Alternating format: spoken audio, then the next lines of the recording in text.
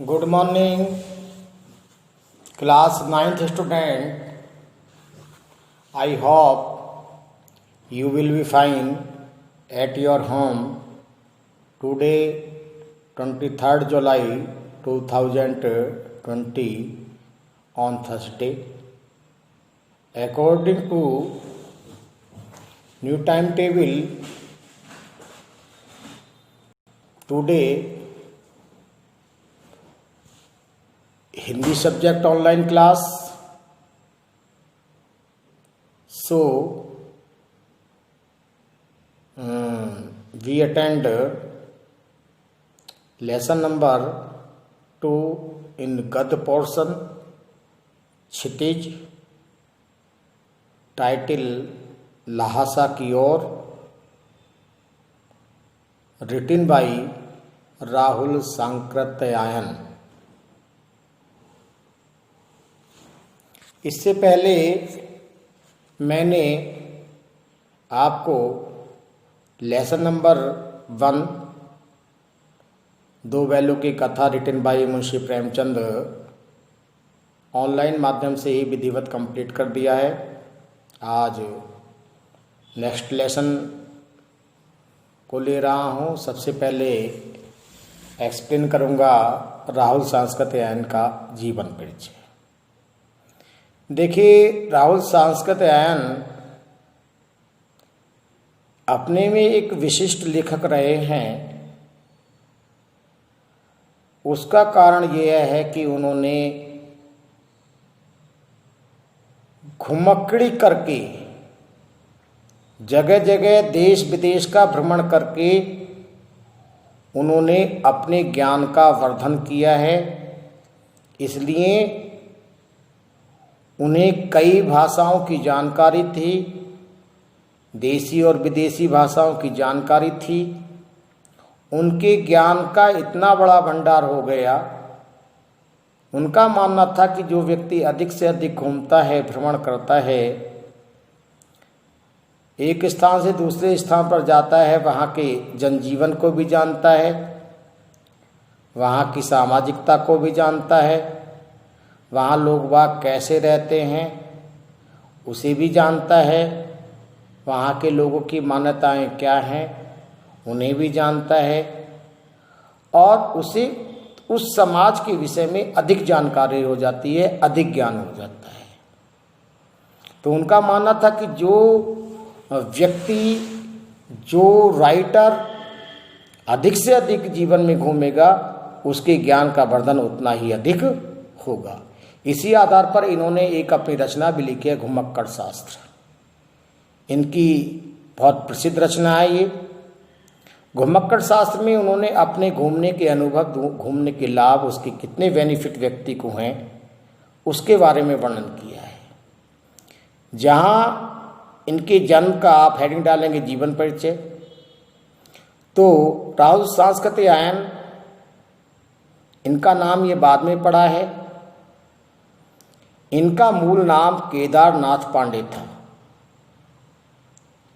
इनका जन्म 1893 ईस्वी में इनके नाना के यहाँ, एक उत्तर प्रदेश में डिस्ट्रिक्ट पड़ता है आजमगढ़, उस डिस्ट्रिक्ट के अंतर्गत एक गांव है पंधा, वहाँ पर हुआ था नंसाल में। जबकि इनका पैतृक गांव उसी डिस्ट्रिक्ट के अंतर्गत कन्हैला था। इनकी प्रारंभिक शिक्षा काशी, आगरा और लाहौर में हुई। धीरे धीरे जैसे जैसे ये बड़े हुए, लगभग 37-38 वर्ष की अवस्था में सन 1930 ईस्वी में इन्होंने श्रीलंका का भ्रमण किया। आप जानते हैं श्रीलंका बौद्धिस्ट देश है। बौद्ध धर्म के अनुयायी वहाँ पर सर्वाधिक मात्रा में रहते हैं, और वहाँ जाकर के इन्होंने बौद्ध धर्म को स्वीकार कर लिया। तो श्रीलंका की यात्रा करने के बाद में, बौद्ध धर्म को स्वीकार करने के बाद में, इनका नाम हिंदी साहित्य में राहुल सांस्कृत्यायन पड़ा। इससे पहले इन्हें केदार पांडे के नाम से ही जानते थे। इन्हें पाली, प्राकृत, अपभ्रंश, तिब्बती, चीनी, जापानी, रूसी अनेक भाषाओं का ज्ञान था। अनेक भाषाओं की, जितने मैंने ये नाम लिए हैं, इनसे भी, इनके भी अतिरिक्त ये और कई भाषाओं के विद्वान थे। प्रकांड पंडित थे। इन्हें पंडित के नाम से भी, प्रकांड पंडित के, महापंडित के नाम से भी राहुल सांस्कृत्यायन को जाना जाता है। राहुल सांस्कृत्यायन ने हिंदी की कई विधाओं पर अपनी कलम चलाई है। उन विधाओं में उपन्यास, कहानी, आत्मकथा, यात्राव्रत, जीवनी, आलोचना और शोध आदि अनेक विधाएं हैं, जिनके माध्यम से इन्होंने हिंदी साहित्य की सेवा की और हिंदी साहित्य में एक अपना विशिष्ट मुकाम कायम किया। इनकी मुख्य रचनाओं के अंतर्गत आप अलग से हेडिंग डाल लेंगे तो जब रचनाएं लिखेंगे, मेरी जीवन यात्रा जो 6 भागों में विभाजित है, इसके अतिरिक्त दर्शन, दिग्दर्शन, 22वीं सदी, बोलगा से गंगा, भागो नहीं दुनिया को बदलो, दिमागी गुलामी, घुमक्कड़ शास्त्र, इनकी प्रसिद्ध रचनाएं हैं। इतना ही नहीं, इन्होंने साहित्य की सेवा के साथ साथ दर्शन, राजनीति, धर्म, इतिहास और विज्ञान आदि विभिन्न विषयों पर भी पुस्तकें लिखी हैं। इनकी कुल पुस्तकों की संख्या लगभग 150 के करीब मानी जाती है। बहुत सारी इनकी रचनाएं लुप्त प्राय हो गई हैं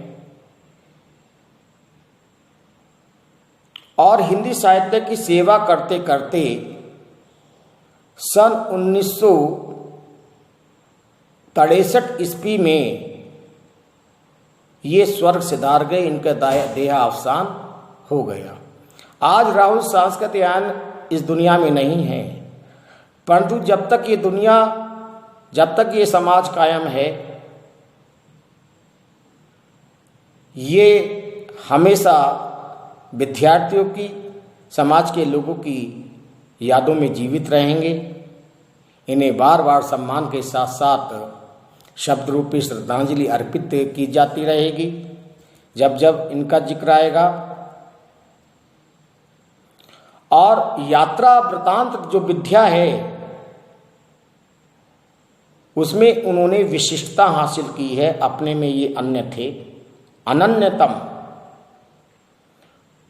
घुमक्कड़ी को इन्होंने अपने जीवन का मुख्य आधार बनाया, इसलिए इन्हें पंडित की पदवी भी दी गई, क्योंकि जो जितना ज़्यादा घूमेगा वो उतना ही ज़्यादा उसे जानकारी होगी। घर बैठ करके तो कोई जानकारी मिलती नहीं है, तो इसलिए इन्हें घुमक्कड़ लेखक भी कहा जाता है। घुमक्कड़ होने के कई फायदे हैं। आपका मनोरंजन भी होता है, ज्ञानवर्धन भी होता है, अज्ञात स्थलों की आपको जानकारी मिलती है। इसके साथ साथ इन स्थलों में कौन सी भाषा बोली जाती है, इनकी संस्कृति क्या है, इनके रहने खाने का तरीका क्या है, ये किस इष्ट को मानते हैं, यहाँ का समाज कितना डेवलप है, इस सब की जानकारी और जो जगह जगह की भौगोलिक जानकारी भी मिलती है। इनका लाइफ हिस्ट्री फिनिश हुई। आपकी बुक में वर्ड मीनिंग है। आपको फेयर नोटबुक पर आज की डेट डाल करके, ऊपर वाले मार्जिन में चैप्टर का नाम डाल करके, उसका नंबर डाल करके, लेखक का नाम डाल करके सबसे पहले आप वर्ड मीनिंग लिखेंगे, उसके बाद में आप इनकी लाइफ हिस्ट्री लिखेंगे, रचनाओं का अलग हैंड डाल करके रचनाएं अलग निकाल लेंगे। आज का होमवर्क ये है और उसके बाद कल मैं आपको समरी बताऊंगा कल का मतलब हमारा होता है आने वाले ओपन डे से, जो आपके अकॉर्डिंग टू टाइम टेबल है। मैं लहाजा की ओर जो इनका टाइटल है उसकी आपको समरी बताऊंगा। जय हिंद, जय भारत।